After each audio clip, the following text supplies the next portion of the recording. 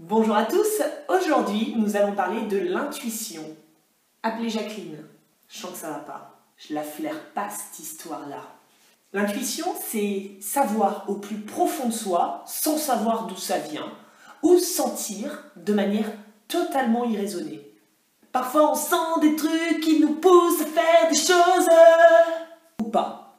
L'intuition, elle fait partie de nous, c'est notre boussole intérieure, elle nous montre le nord en tout temps, et en chaque instant.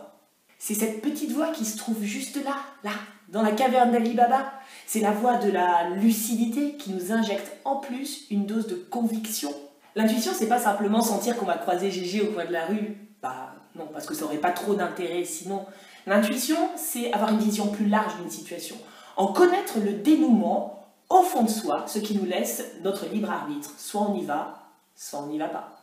D'où le titre de Wonder Boussole.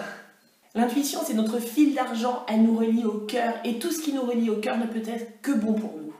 Mais bon, caverne d'Ali Baba fermée, intuition saquée. Le problème avec l'intuition, c'est ce que l'on sent. Comment savoir si l'on sent vraiment ce que l'on pense sentir, et que l'on n'est pas simplement en train de croire que l'on sent, alors qu'au final, on ne sent pas? Ah mais non, ça c'est pas le problème de l'intuition, c'est le problème du mental qui nous tape l'embrouille, évidemment. Je vais chez ce cher Serge, je vais chez ce cher Serge, je vais chez ce cher Serge. Rien à voir, j'avais juste envie de m'entraîner. Ben oui, donc je vous disais, hein, on est dans une société où le mental est super prisé, toutes les décisions se prennent de là, et on en goûte chaque jour les bons résultats. On peut d'ailleurs se sentir un petit peu parfois gêné de dire qu'on apprend à se connecter à son cœur, à son intuition, à s'aimer. Ça se fait pas trop, semblerait-il, par chez nous. Alors, quand on apprend à s'y connecter, à cette intuition, on rentre souvent dans une période de flou. Qui me parle? Est-ce ma tête? Est-ce mon cœur? Je ne sais pas, je ne sais plus, je suis presque perdue. L'intuition, elle utilise tout notre corps pour nous envoyer des wonder messages, d'où l'importance d'apprendre à écouter ce qui se passe dans notre corps. Notre intuition, elle agit avec une grande spontanéité. On sait intuitivement ce qui est bon pour nous et ce qui ne l'est pas. Le problème, c'est que quand notre intuition nous envoie une information contraire à ce qu'on voudrait voir se réaliser, notre mental il a tendance à contre-attaquer pour nous persuader qu'on a mal senti parce qu'il veut contrôler et y aller quand même.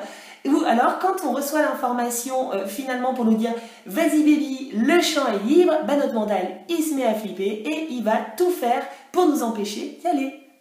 L'embrouille, elle est juste là, il faut juste réussir à percer les stratagèmes de l'ego. Nous devons apprendre à sortir de là et on va arrêter de dire que c'est difficile de sortir du mental, car plus on dit que c'est difficile et plus on nourrit la croyance que ça l'est. Alors aujourd'hui, je vous propose de dire, suivre son intuition, c'est facile. Mais oui, c'est facile, c'est facile, c'est facile, c'est facile. Et parce qu'on a maintenant compris que c'était facile, moi j'ai un petit jeu à vous proposer aujourd'hui. Tout d'abord, pour vous connecter à votre intuition, vous allez demander à votre équipe lumineuse, à vos guides spirituels et anges gardiens, de vous permettre de rentrer en connexion tout au long de la journée dans votre cœur. Posez cette intention ici et maintenant, c'est très important. L'univers répond à nos demandes, donc à un moment donné, si on n'est pas sûr de nous, il faut demander à l'univers de nous permettre cette connexion, de nous sortir du mental pour être connecté plein tube dans le cœur. Puis, tout au long de la journée, dès que vous allez croiser une personne ou vous allez rencontrer une situation, écrivez sur un petit carnet quelle est votre première impression. La toute première, l'impression de la première seconde. Passé cette première seconde de spontanéité, le mental il débarque là, avec sa grosse voix, sa voix de Bonnie Tyler. Donc du coup, il faut vraiment rester dans l'instant et noter sans jugement ce que l'on ressent par rapport à cette personne ou par rapport à cette situation. On note et on est ainsi capable d'évaluer dans le temps, de conscientiser si ce que l'on a noté est juste ou pas. Parce qu'à un moment donné, l'intuition, elle ne se développe pas comme par magie, il faut faire des petits exercices pour gagner confiance en soi. De mon côté, je vous prépare une pépite de ouf cette semaine concernant l'intuition. Je me suis bien régalée parce que les anges m'ont bien inspirée pour pouvoir vraiment vous proposer. J'ai pas envie d'appeler ça un programme parce que programme, ça fait travail, ça fait chiant.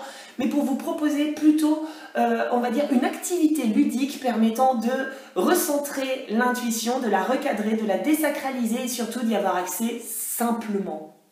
Ça, c'est le petit amuse-bouche de début de semaine. Donc je vous laisse là-dessus, je vous souhaite une bonne expérimentation, une belle semaine, je vous envoie tout plein de bisous et prenez soin de vous, à très vite. Ciao ciao! Et n'oubliez pas, hein, le meilleur, il se trouve toujours dans le cœur.